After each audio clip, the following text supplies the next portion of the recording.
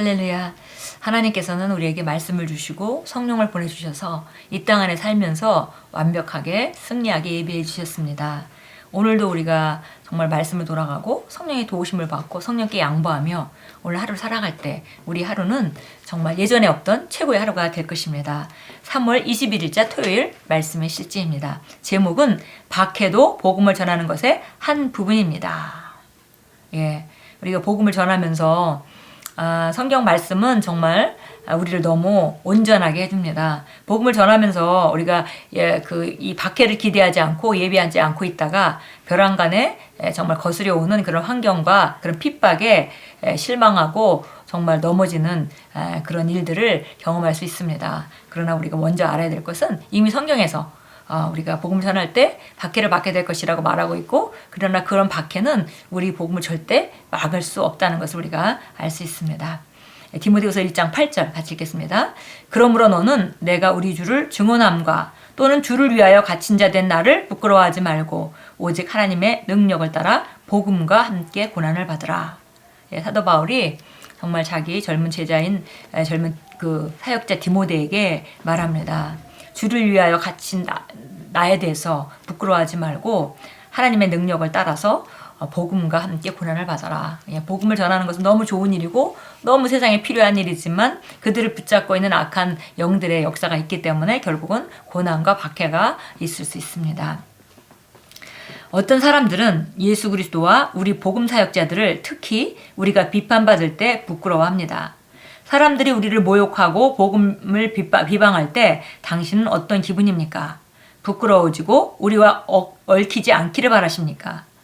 사도 바울이 바로 그런 상황이었습니다. 그는 복음을 전한 것 때문에 투옥되었고 감옥에서 그의 제자인 디모데에게 편지를 써서 나를 부끄러워하지 말라라고 말합니다. 바울이 감옥에 있을 때 얼마나 끔찍한 말로 온갖 비방과 모욕을 당했는지 상상할 수 있습니까? 그것은 하나님만 하십니다.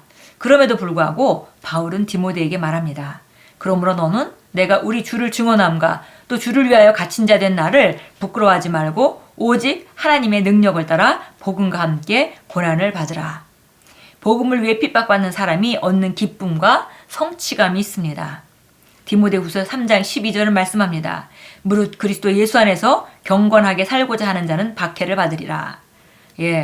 오늘 우리가 디모데후서 1장 8절 말씀과 디모데후서 3장 12절 말씀을 우리가 함께 나란히 읽어보니까 결국 우리가 복음은 정말 부득불 전해야 하는 것이고 복음을 전하는 데는 당연히 핍박과 박해가 고난이 따라올 수 있다는 것을 이미 우리가 준비하고 있어야 된다는 것을 우리가 알 수 있습니다. 하나님의 능력을 따라 복음과 함께 고난을 받는 것이 오히려 정말 우리에게 영광이고, 그리고 그 핍박받는 사람만이 얻는 기쁨과 성취감과 또 담대함이 있죠. 그리고 우리가 특히 핍박받고 어려울 때 하나님만을 바라보게 되고 그럴 때 정말 기적이 일어나는, 초자연적인 역사가 일어나는 좋은 하늘문이 열리는 그런 우리 갈급함이 또 나타나기도 합니다. 박해는 복음을 전하는 것의 한 부분입니다. 이는 복음을 전하는 축복에 포함된 것입니다. 박해가 복음을 전하는 것의 한 부분이다라는 걸 우리가 성경을 통해서 알 수 있는데요. 복음을 전하는 축복에 있는 축복 안에 있는 패키지 중에 하나다. 그래서 이 박해 자체도 축복 속에서 있다라고 이렇게 표현했습니다. 주 예수님께서는 마태복음 5장 11절 12절에서 말씀하셨습니다. 나로 말미암아 너희를 욕하고 박해하고 거짓으로 너희를 거슬려 모든 악한 말을 할 때는 너희에게 복이 있나니 기뻐하고 즐거워하라. 하늘에서 너희의 상이 큼이라. 너희 전에 있던 선지자들도 이같이 박해하였느니라. 그 악한 영들의 역사, 그러니까 방식이 비슷하죠. 거짓말하고 위증하고 뭐 이런 것들로 정말 그 복음 전하는 자를 핍박합니다. 여기 보니까 너희를 욕하고 박해하고 거짓으로 너희를 거스려 모든 악한 말을 할 때는 너희에게 복이 있나니 기뻐하고 즐거워하라. 하늘에 너희의 상이 큼이라. 그래서 우리 전에 있던 모든 선지자들도 이런 동일한 이 일을 당했다는 것을 말합니다. 왜냐하면 복음 전하는 자들이 하나님의 대사로서 가서 정말 어긋난 일을 할 리가 없죠. 하지 않았겠죠. 그럼에도 불구하고 사람들이 이제 이거를 송사하고 문제를 삼아야 되니까 뒤집어 씌우기도 하고 거짓말을 하기도 하고 위증하기도 하고 그래서 정말 그 핍박을 받게 되는데 이런 일이 있을 때 오히려 우리는 기뻐하고 즐거워하라고 말합니다. 왜냐하면은 거기에 대한 보상이 있다는 것입니다. 또 그리고 이것은 우리만 당하는 일이 아니라 전에 있던 선지자들도 똑같은 일을 당했다고 말하고 있습니다. 이러한 확신이 바울로 하여금 다음과 같이 말하게 하였습니다. 내가 복음을 부끄러워하지 아니하노니 이 복음은 모든 믿는 자에게 구원을 주시는 하나님의 능력이 됨이라. 예, 복음이 모든 사람에게 모든 사람이 받아들이고 믿기만 한다면은 구원을 주시는 하나님의 능력입니다. 어떤 문제도 해결할 수 있고 그들이 세상에 이 땅에 살아가는 그 생명을 가장 아름답게 최고의 모습으로 살아갈 수 있는 그 선물이 바로 복음입니다. 그래서 복음은 부득불 전해져야 되고 그리고 바로 누구에게나 받아들이기만 한다면 구원을 주시는 하나님의 능력이 되기 때문에 우리가 이런 핍박 또 이런 어려움 고난 이런 것들 때문에 우리가 복음 전하는 것에 제한받을 이유가 아무것도 없죠. 그 무엇도 그 누구도 당신으로 하여금 그리스도와 그분의 복음을 부끄러우게 만들 수 없어야 합니다. 복음은 그 사람을 구원하고 도와주고 올려주고 축복하는 하나님의 능력입니다. 예, 사람들이 몰라서 핍박하죠. 저도 되돌아보면 제가 불신자일 때 저랑 같이 같은 사무실에서 일하던 그런 그 자매가 있었는데 그 자매를 제가 은근히 무시하고 복음을 들을 생각도 안 하고 그렇게 했던 기억이 있습니다. 사실 그 아무리 이 복음이 좋은 것이라 하더라도 그 알지 못하기 때문에 그 진가를 알지 못하기 때문에 거절하고 또 전하는 사람을 핍박할 수도 있겠습니다. 그러나 확실한 것은 복음은 모든 사람을 구원하고 도와주고 올려주고 축복하는 삶 그리고 그들이 가지고 있는 문제의 해결을 책이며 또 그들이 방황의 끝임을 우리가 알기 때문에 그래서 우리가 부득불 복음은 듣든 안 듣든 계속 전할 수밖에 없습니다. 그러므로 그리스도의 복음을 절대로 부끄러워하지 마십시오. 담대하게 전파하고 그리스도와의 연합을 항상 증거하십시오. 예, 정말 이건 천사도 혼모할 만한 정말 놀라운 우리에게 주신 축복입니다. 그리고 이 축복 패키지 안에 바로 그 우리가 박해도 포함되어 있다는 걸 알고 준비하고 나아갈 때 오히려 우리가 말씀을 따라 정말 핍박받을 때 우리가 주님 안에서 즐거워하게 되고 그러면 주님의 음성이 우리가 정말 더 친밀하게 들리고 주님과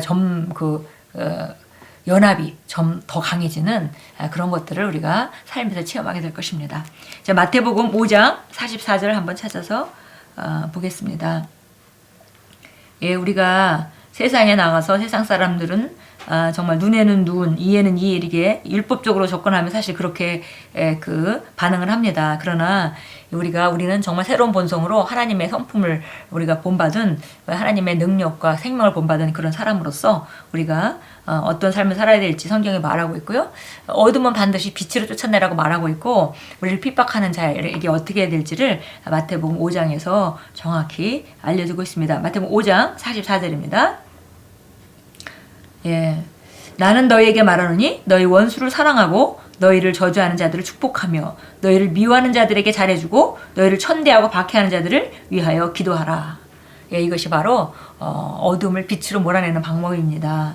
원수를 사랑하고 그리고 우리가 그러한 능력이 우리 안에 주어져 있습니다. 원수를 사랑하고 우리 저주하는 자를 축복하고 미워하는 자에게 잘해주고 천대하고 박해하는 자들을 위해서 기도하는 그런 삶이 바로 우리 빛의 자녀들의 삶입니다. 어둠을 쫓아내는 유일한 방법이기도 하고요. 이것이 바로 빛 대신 아버지의, 빛 대신 자녀들의 행동 방향이고 우리 중심입니다. 고린도전서 1장 18절로 가겠습니다. 고린도전서 1장 18절입니다. 우리가 복음을 전하는데 바로 십자가를 전파하는 것이 멸망하는 자들에게는 어리석은 것이지만 구원을 받은 우리에게는 하나님의 능력이라. 예, 우리가 십자가를 전파합니다. 그리고 정말 우리가 복음을 전파하고 예수 그리스도를 전파하고 왕국 복음을 우리가 전파하는데 그런 것이 어리석은 사람들에게는 정말 그 멸망하는 자 그런 사람들에게는 이게 어리석은 일이라는 것입니다.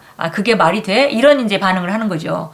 그런데 구원받은 우리에게는 하나님의 능력이 바로 이 십자가입니다. 그래서 보니까 여기 21절 하나님의 지혜에 있어서는 세상의 그 지혜로 하나님을 알지 못하였기에 하나님께서 전도의 어리석음으로 믿는 자들을 구원하시길 기뻐하셨느니라.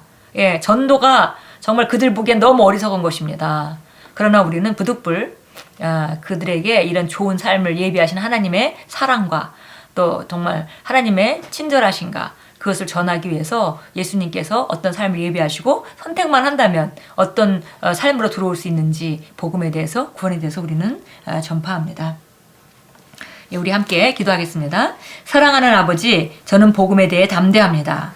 복음만이 죄인을 구원하며 그들을 어둠으로부터 의의 영광스러운 삶으로 옮겨주는 메시지입니다. 저는 성령의 능력으로 주변의 불신자들에게 은혜를 전하고 그들의 의를 영광스러운 삶으로 안내합니다. 그들을 의의 영광스러운 삶으로 안내합니다. 예수 이름으로 기도합니다. 아멘. 예. 우리가 정말 복음을 전해서 그들이 정말 받아들이기만 한다면 그들은 높여지고 그들은 온전해지고 그들은 문제로부터 빠져나오고 그들은 방황을 멈추게 되고 의에 정말 복음을 그들이 받으면 정죄로부터 해방될 것입니다. 진리로 말미암아 그들이 자유케 될 것입니다. 예, 그래서 정말 우리가 복음을 전하는 것이 언제나 해야 될 일이고 그 중에 박해도 바로 복음을 전하는 것의 한 부분이고 또 우리가 받은 축복의 패키지 안에 있다는 것을 오늘 우리가 말씀을 통해서 새롭게 하고 그리고 우리가 준비했습니다. 이제 나가서 말씀을 전할 때 어떤 박해가 온다 하더라도 당연한 것으로 여기고 그것 때문에 실망하거나 의기소침해질 필요가 없는 것을 우리가 알겠습니다. 그리고 말씀이 우리가 들어왔기 때문에 우리가 무장되었고 이제 우리는 준비되었습니다. 오늘도 만나는 사람마다 정말 틈을 얻는 대로 복음을 전파하시고 그들에게 좋은 삶을 선물하시는 귀한 하루로 만들어 가십시오.